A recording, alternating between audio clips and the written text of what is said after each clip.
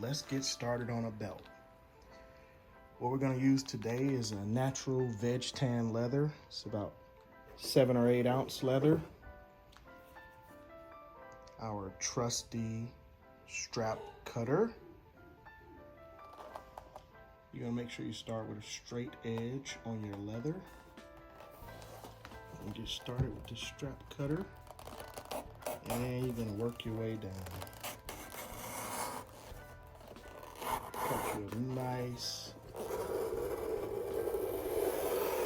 even,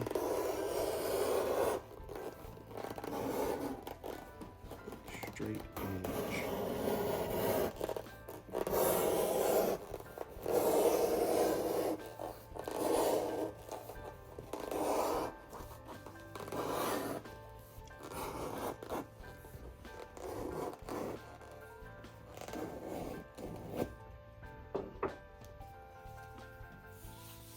There's our strap. I'm actually going to be making 2 belts, so I'll cut another strap. Strap cutter started.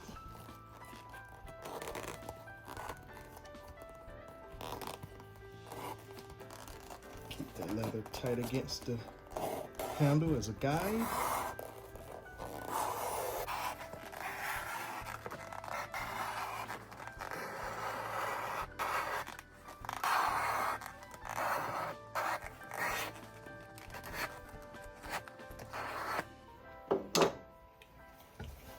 Perfect.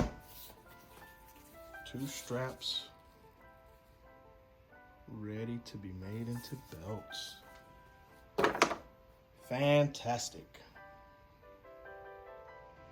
Now we are ready to prepare the end of our belt.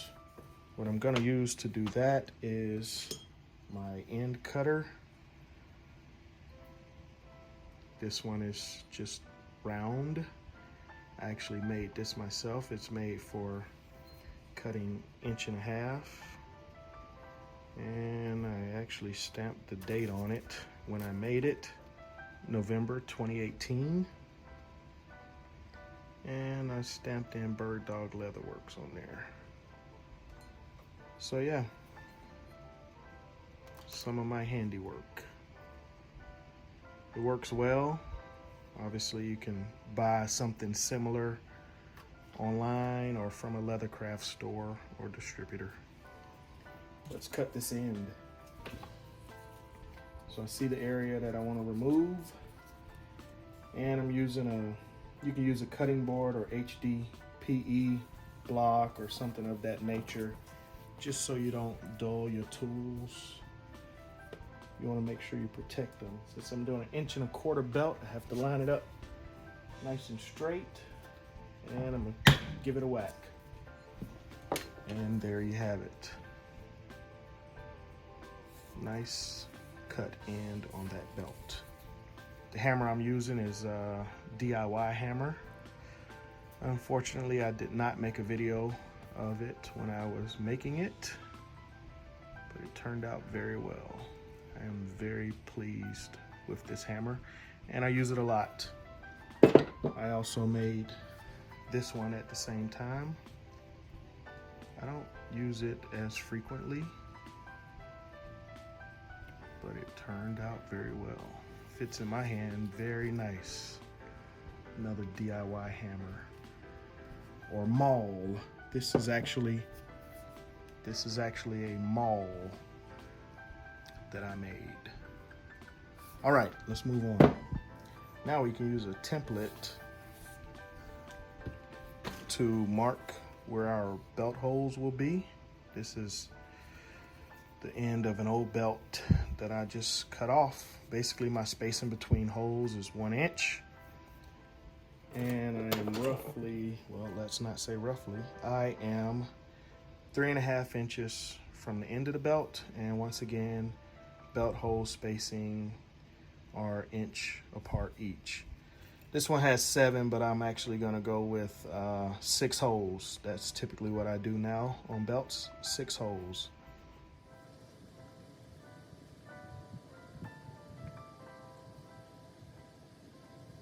punch those holes out.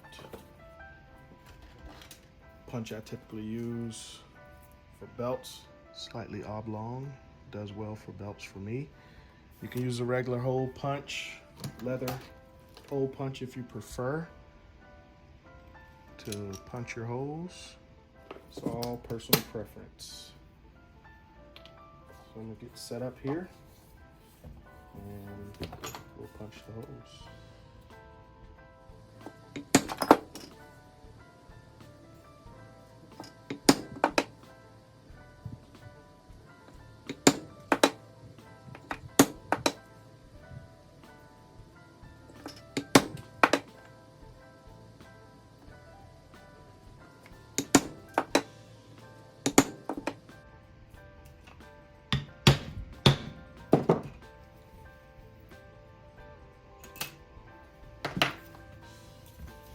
So there we have it. We have all of our holes punched for that. So the next step is going to be setting our buckle in place. Have a brass buckle from Tandy Leather. It is what my customer requested. Once you get your measurement for where your hole is going to be, your middle hole or split the difference, it doesn't matter. You can determine where to make your other cut. Once again, I have a template for punching the cutout. So once I get my measurements set up, I'm gonna get my buckle, make sure I know where I want it, set my template in place. I'm gonna mark my cutout, as well as mark the end of my belt where I plan to finish. From there, I'm gonna take it over to my block.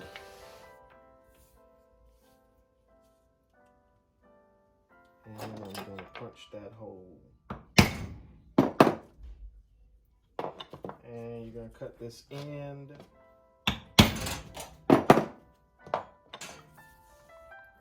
There you have that. Now we'll put our buckle in place and double check our measurements. And make sure we didn't make any mistakes. Looks great. It is perfect. From here, we'll make our loop. I have a little template for that I can make my belt loop there. And then we'll punch holes for the stitching. And then I'll show you guys how I finish my edges. What I typically do is get something that I can punch on, get my stitching irons, line it up, and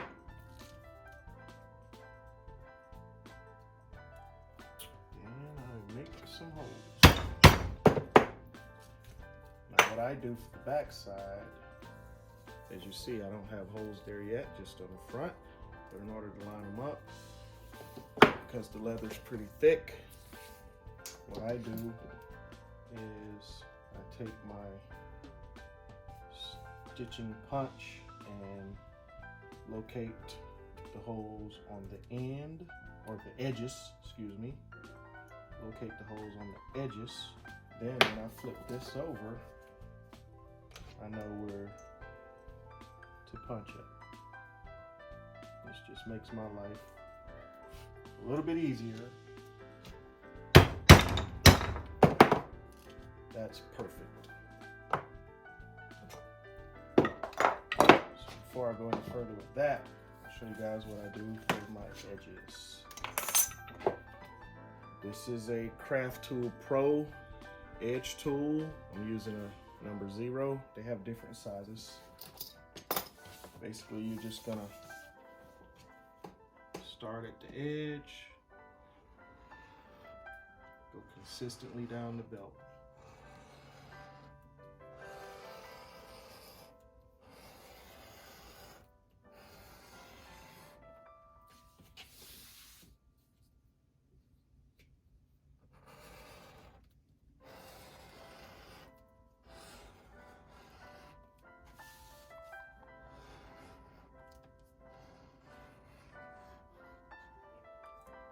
And you're gonna work your way all the way around the belt on both sides, front and back side, flesh side, and just go all the way around the belt for a nice beveled edge, something that you can burnish later with the burnisher.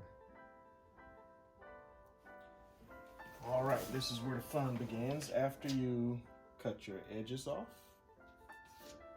now it's time to do some sanding, just to make it nice and smooth, so that when you burnish it, it'll look A1, professional. So it all depends on how much time you want to spend doing it. You can start with 600 or maybe 400 grit sandpaper, and you can go as far as you want. Depends on how smooth you want it. Obviously, there is a certain threshold, I guess, where you can get carried away. But right now I'm using a 600 grit. And I'll show you just what a couple seconds of sanding does. It just smooths it right on out some.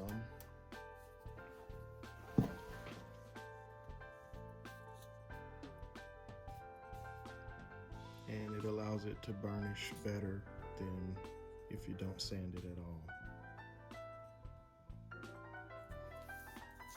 So I'm gonna take a little bit of time. I'm gonna sand the edges, and then I'll be ready to dye this belt. I'll probably do a different video on dyeing leather, or you guys can YouTube it and find plenty of videos out there as to how you dye leather. I think I'm gonna skip over that process.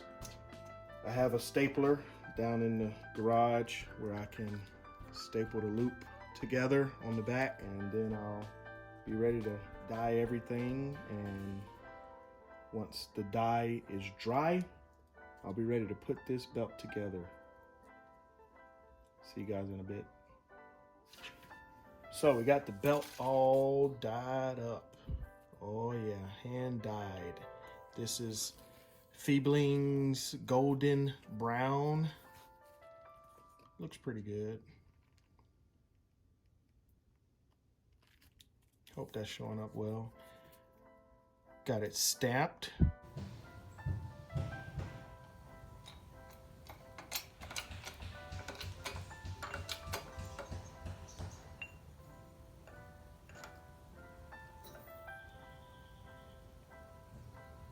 Oh yeah, that's the money shot. Made in the USA. All right, so now all we have to do, oh yeah, here's the loop, stapled. Nothing fancy, just effective. And we assemble it like this. It goes between the stitch marks. We're gonna put this belt buckle in, and then we're gonna stitch it on up. Most likely I will be using some tiger thread. This is a tan color. So I'll get it all sewn up and I'll burnish the edges up, and we'll call it done.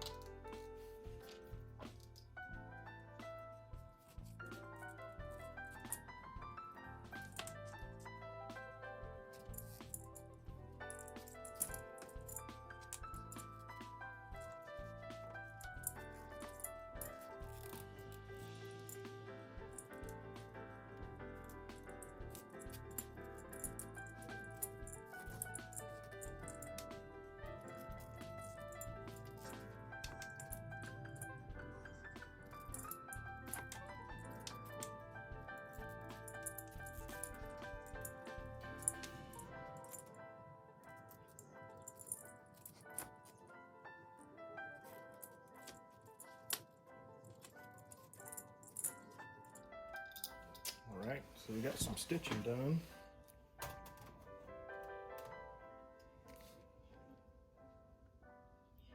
Now we're gonna move the belt loop or keeper, whatever you call it, in place, and we'll sew on the other side of it. and we'll be pretty much done.